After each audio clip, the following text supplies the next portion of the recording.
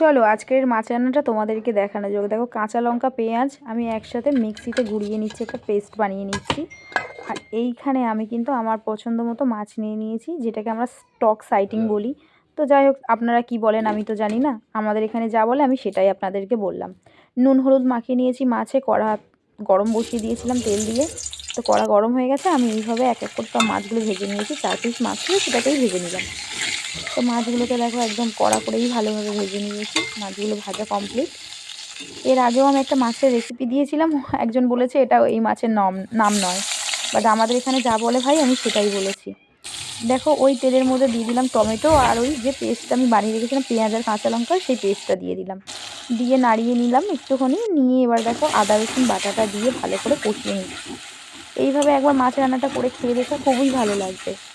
কেননা এই রেসিপিটা আমি অ্যাকচুয়ালি দীঘাতে খেয়েছিলাম, তো সেটাই তোমাদের সাথে শেয়ার করলাম।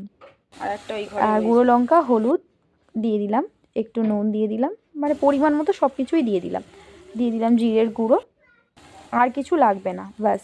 এটা দিয়ে একটুখানি জল দিলাম, কেননা তলাতে তাহলে মশলাটা পুড়ে যাবে, এই কারণে। দিয়ে এটাকে আমি ভালোভাবে কষিয়ে নিচ্ছি। দেখো খুব তাড়াতাড়ি রান্না হয়ে যায়, কেননা সকাল সকাল আমার বর টিফিন নিয়ে যায়, তো আমি চাই খুব তাড়াতাড়ি রান্না করে দিতে। তো এই রান্নাটা কিন্তু খুব তাড়াতাড়ি হয়ে যায়।